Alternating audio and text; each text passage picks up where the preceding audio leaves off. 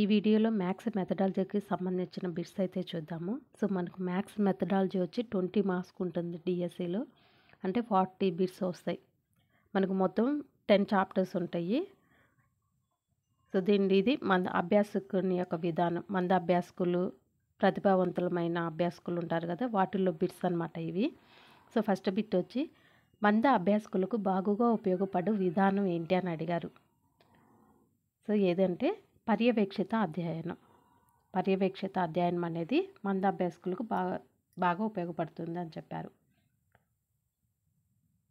Next bit వచ్చి మనకి తరగతి సామూహిక బోధనలో ఎవరికి న్యాయం చేయడం కష్టం అని అడిగారు. సామూహిక బోధనలో అంటే అందరికీ కలిపి బోధిస్తారు. అలా బోధించినప్పుడు ఎవరికి న్యాయం చేయడం కష్టం అని అడిగారు. సో ఎవరికి న్యాయం చేయడం అనేది కష్టమవుతుందంటే ఇక్కడ మనకి ప్రతిభావంతులకి అండ్ వెనుకబడిన విద్యార్థులకి. ప్రతిభావంతులకి, వెనుకబడిన విద్యార్థుల కంటే 1 and 3 ఆప్షన్ 4 అనేది కరెక్ట్ ఆన్సర్ అవుతుంది.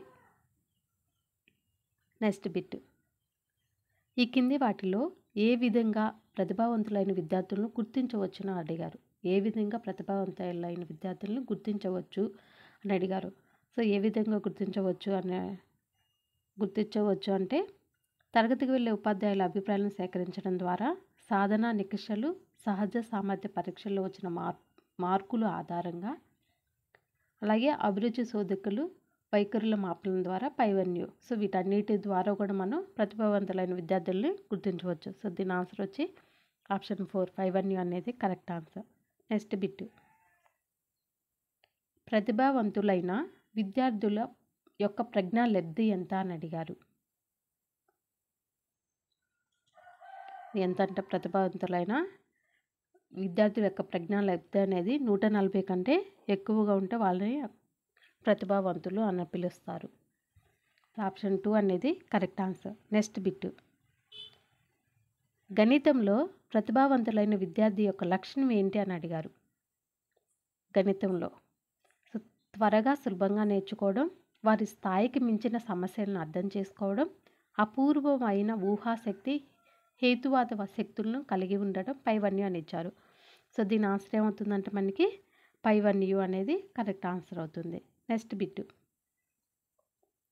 ఈ కింది వాటిలో ఏది ప్రతిభ గల విద్యార్థులను గుర్తించే పథకం ఏంటి అని అడిగారు. ఏ పథకం ప్రతిభావంతుల్ని గుర్తిస్తుంది అడిగారు. సో ఏమి ఇచ్చారంటే national talent search, mathematics olympiad, award council and science talent search and పైవన్యూ. సో ఇవన్నీ కూడా ప్రతిభ గల విద్యార్థులను గుర్తించే పథకాలే. సో దీని ఆన్సర్ వచ్చి మనకి పైవన్యూ అనేది కరెక్ట్ ఆన్సర్ అవుతుంది. నెక్స్ట్ బిట్ వచ్చి మనకి రాతపూర్వకమైన గణిత పోటీ పరీక్షలను మొదటిసారిగా నిర్వహించిన సంస్థ ఏంటి. రాతపూర్వకంగా రాసే పోటీ పరీక్షలను మొట్టమొదటిసారిగా నిర్వహించిన సంస్థ ఏంటి అని అడిగారు. సో ఏంటంటే హంగేరీ భౌతిక శాస్త్రముల సంఘం. హంగేరీ భౌతిక శాస్త్రముల సంఘం. ఆప్షన్ 1 అనేది కరెక్ట్ ఆన్సర్. నెక్స్ట్ బిట్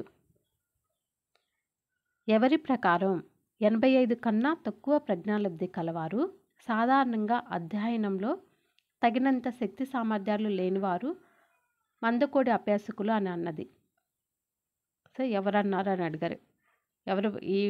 ఎవరి ప్రకారం 85 కన్నా తక్కువ ప్రజ్ఞాలబ్ధి కలవారు సాధారణంగా అధ్యయనంలో తగినంత శక్తి సామర్థ్యాలు లేనివారు మందకోడి అభ్యాసకులు అని అన్నది ఎవరు అని అడిగారు. సో ఎవరంటే ఎఫ్ఏ శానిలో. ఆప్షన్ 1 అనేది కరెక్ట్ ఆన్సర్. నెక్స్ట్ బిట్ గణితంలో మంద అభ్యాసకుల లక్షణాల్లో ఒకటి. సో కింద ఇచ్చిన వాటిల్లో మందాభ్యాసకుల లక్షణాల్లో ఒకటి ఏంటి అని అడిగారు. సో దీని ఆన్సర్ వచ్చి మనకి పైవన్యూ అనేది కరెక్ట్ ఆన్సర్ అవుతుంది. అంటే ప్రజ్ఞాలబ్ధి అనేది 70 నుంచి 90 మధ్య ఉంటుంది. అలాగే అమూర్త భావనలను అర్థం చేసుకోరు. అలాగే జ్ఞాపక శక్తి అనేది వీళ్ళకి బలహీనంగా ఉంటుంది. సో నెక్స్ట్ బిట్ వచ్చి మనకి కింది వాటిలో వైయక్తిక భేదాలకు ప్రధాన కారకం కానిది ఏంటి అని అడిగారు. సో ప్రధాన కారకం కానిది ఉద్వేగం. ఉద్వేగం అనేది వైయక్తిక భేదాలకి ప్రధాన కారకం అనేది అవ్వదు. సో ఆప్షన్ 4 అనేది కరెక్ట్ ఆన్సర్. Next bit. వ్యక్తిగత భేదాలను విస్మరించుట అంటే మర్చిపోవడం. వ్యక్తిగత భేదాలను విస్మరించుట అనేది ఏంటి ఇక్కడ అని అడిగారు. సో బిట్కి వచ్చే ఆన్సర్ వచ్చి మనకి పై1U అనేది ఆన్సర్ అవుతుంది. అంటే విద్యార్థులు చేసిన సమస్యలను, కృత్యాలను, ఇంటి పనిని క్రమం తప్పకుండా మూల్యాంకనం చేస్తుండాలి. అలాగే విద్యార్థుల సమస్యలను స్వతంత్రంగా సాధించే సామర్థ్యాలు పొందడానికి ఉపాధ్యాయుడు వ్యక్తిగతంగా పర్యవేక్షించాలి. అలాగే వెనుకబడిన విద్యార్థులను ప్రతిభావంతులైన విద్యార్థులు జత చేస్తూ వారి అభ్యసన వృద్ధికి తోడ్పడాలి. సో దీనికి ఆన్సర్ పై1U అనేది ఆన్సర్ అవుతుంది.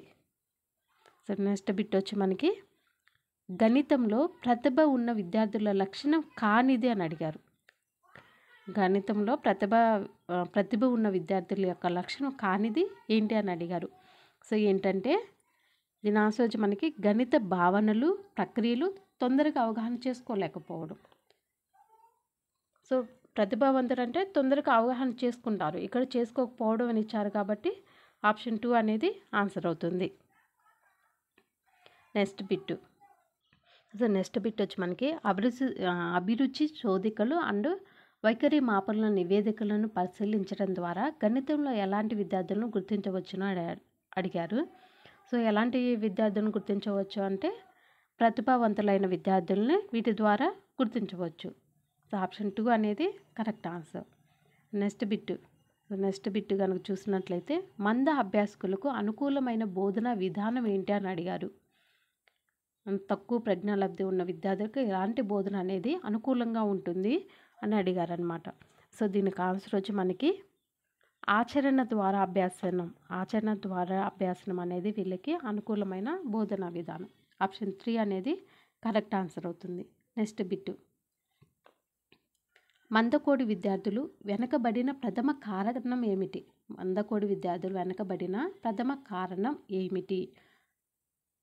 సో దీని ఆన్సర్ వచ్చి మనకి ప్రజ్ఞాలోపం. వారి యొక్క ప్రజ్ఞాలోపం వలన వాళ్ళు వెనకబడడం అనేది కారణం అన్నమాట. ఆప్షన్ 3 అనేది కరెక్ట్ ఆన్సర్. Next bit. మంద అభ్యాసకుల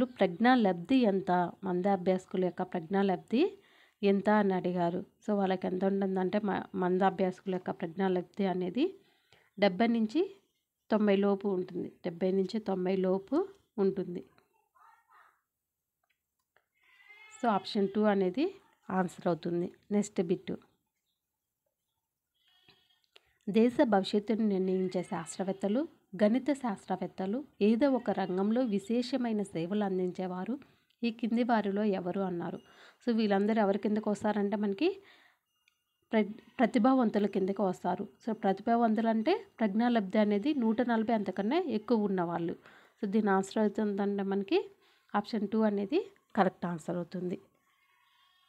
సో నెక్స్ట్ బిట్ వచ్చి మనకి ఉపాధ్యాయులకు ప్రతిభావంతులను గుర్తించడానికి సహాయపడే అంశం ఏంటి అని అడిగారు. సో ఏ అంశం వాళ్ళకు ఉపయోగపడుతుంది? విద్యార్థుల అభిరుచి శోధకాలు, వైఖరి మాపనల ద్వారా. అలాగే ప్రస్తుత తరగతిలో గణితంలో విద్యార్థి యొక్క సహజ సామర్థ్యం, అలాగే కింద తరగతిలో గణితంలో సాధించిన మార్కుల ద్వారా. సో వీటన్నిటి ద్వారా కూడా ప్రతిభావంతుల్ని గుర్తించవచ్చు అనమాట. సో దీని ఆన్సర్ వచ్చి మనకి పై1 అనేది ఆన్సర్ అవుతుంది. సో నెక్స్ట్ బిట్ చూసినట్లయితే మనం గణితంలో ప్రతిభ గల వారిని గుర్తించే ఉద్దేశంలో మ్యాథమెటిక్స్ ఒలింపియాడ్స్ను కింది వారిలో ఎవరు నిర్వహించారో అని అడిగారు. సో ఎవరు నిర్వహించారు అంటే ఆంధ్రప్రదేశ్ అసోసియేషన్ ఆఫ్ మ్యాథమెటిక్స్ సంస్థ. ఆంధ్రప్రదేశ్ అసోసియేషన్ ఆఫ్ మ్యాథమెటిక్స్ సంస్థ వాళ్ళు దాన్ని నిర్వహించారనమాట, మ్యాథమెటిక్స్ ఒలింపియాడ్స్ని. సో ఆప్షన్ 3 అనేది కరెక్ట్ ఆన్సర్ అవుతుంది. Next bit. గణితంలో ప్రతిభావంతులైన విద్యార్థులకు పుష్టీకరణ కార్యక్రమాలు ఎన్ని విధాలుగా ఉంటాయి అని అడిగారు. సో ఎన్ని విధాలుగా ఉంటాయి అంటే 2 విధాలుగా ఉంటాయి. 2 విధాలుగా ఉంటాయి. సో ఆప్షన్ 4 అనేది కరెక్ట్ ఆన్సర్ అవుతుంది. Next bit. ఈ కింది వాటిలో గణితములో ప్రతిభావంతుడైన విద్యార్థి యొక్క లక్షణం ఏమిటి అని అడిగారు. ఇక్కడ ఏమి ఇచ్చారంటే గణితంలో వాస్తవికమైన ఆసక్తి చూపడం, అలాగే సృజనాత్మకత కలిగి ఉండటం, అలాగే సంబంధాలు కనుక్కోవడం, సాధారణీకరణ చేయడం, పైవన్నీ. సో ఇవన్నీ కూడా ప్రతిభావంతుల యొక్క విద్యార్థి లక్షణాలు అనమాట. సో దీని ఆన్సర్ ఏమవుతుందంటే పైవన్నీ అనేది ఆన్సర్ అవుతుంది. సో నెక్స్ట్ బిట్, ప్రతిభావంతులైన విద్యార్థులకు ఈ కింది వాటిలో ఏది సంస్థాగత ఏర్పాటు ఏంటి అని అడిగారు. సో దీని ఆన్సర్ ఏమవుతుందంటే ఇక్కడ సమాన సామర్థ్యం గల సమూహాలు ఏర్పాటు చేయడం, అలాగే వేసవి కార్యక్రమాలు ఏర్పాటు చేయడం, గణిత క్లబ్లు నిర్వహించడం. సో ఇవన్నీ కూడా వాళ్ళకి సంస్థాగత ఏర్పాటు అంటే వాళ్ళకి ఏర్పాటు చేయడం అవుతుందన్నమాట. సో ఆప్షన్ 4 అనేది కరెక్ట్ ఆన్సర్ అవుతుంది. పైవన్నీ అనేది కరెక్ట్ ఆన్సర్. నెక్స్ట్ బిట్ వచ్చి మనకి ప్రతిభావంతులైన విద్యార్థులను గుర్తించడానికి 10 సంవత్సరాలు పరిశోధన చేసిన శాస్త్రవేత్త ఎవరు అని అడిగారు. సో ఎవరంటే బ్రాడ్విన్ అనే శాస్త్రవేత్త. నెక్స్ట్ బిట్ వచ్చి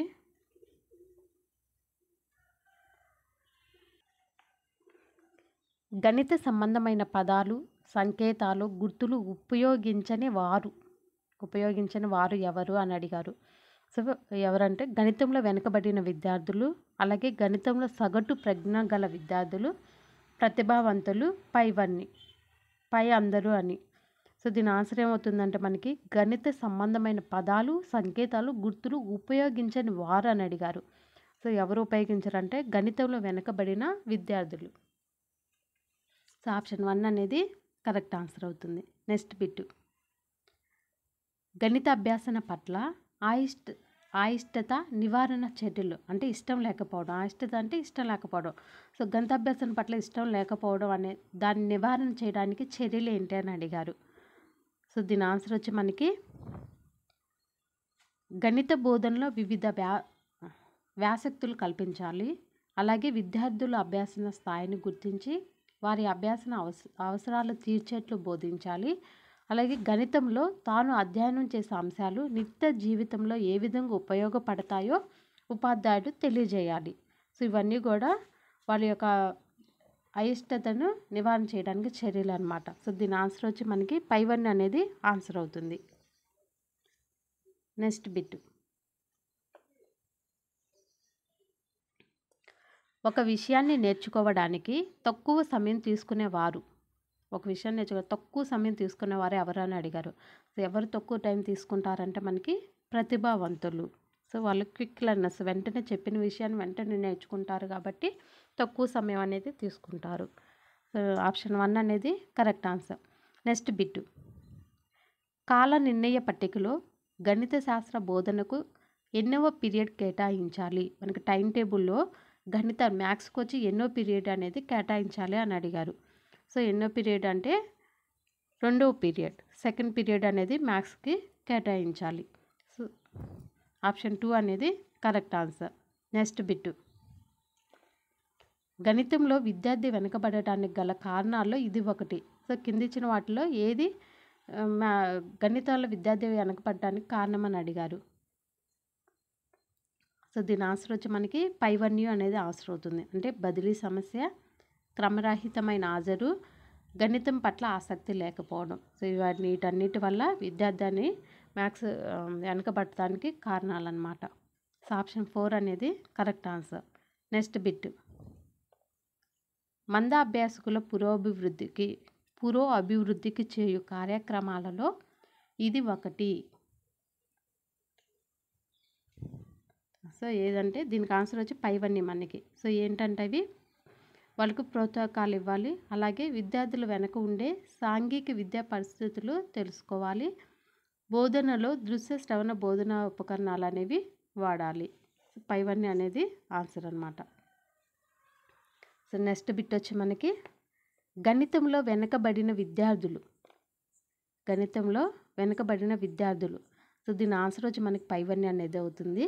సో దీంట్లో ఏంటంటే అభ్యాసంలో స్పందన లేనివారు, అలాగే బోధన అభ్యాసన వ్యాసక్తుల్లో పాల్గొనలేక ఆసక్తి చూపనివారు. అలాగే సమస్య సాధనలో రాసుల మధ్య సంబంధాన్ని గుర్తించిన వారు.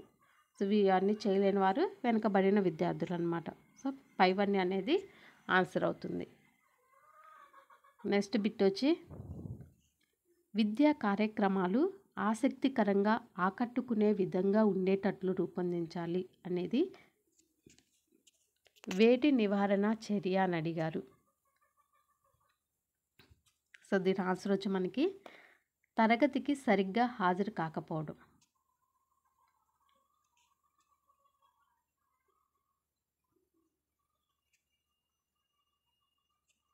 తరగతికి సరిగ్గా హాజరు కాకపోవడం అనేది ఆన్సర్ అవుతుంది. నెక్స్ట్ బిట్ విద్యార్థికి గణితం పట్ల అయిష్టత ఏర్పడటానికి కారణం ఏంటి? విద్యార్థికి గణితం పట్ల ఇష్టం లేకపోవడానికి కారణం ఏంటి అని అడిగారు. సో దీని ఆన్సర్ వచ్చి మనకి గణితం ఇతర శాస్త్ర రంగాల అభివృద్ధికి ఏ విధంగా దోహదం చేస్తుందో ఉపాధ్యాయుని అవగాహన లేకపోవడం అనేది ఆన్సర్ అవుతుంది. ఆప్షన్ 3 అనేది ఆన్సర్ అవుతుంది.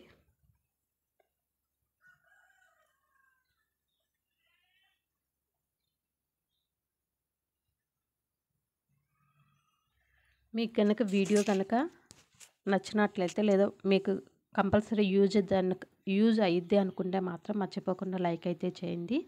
సో ఇలాంటి వీడియోల కోసం ఛానల్ అయితే సబ్స్క్రైబ్ చేసుకోండి. Thank you.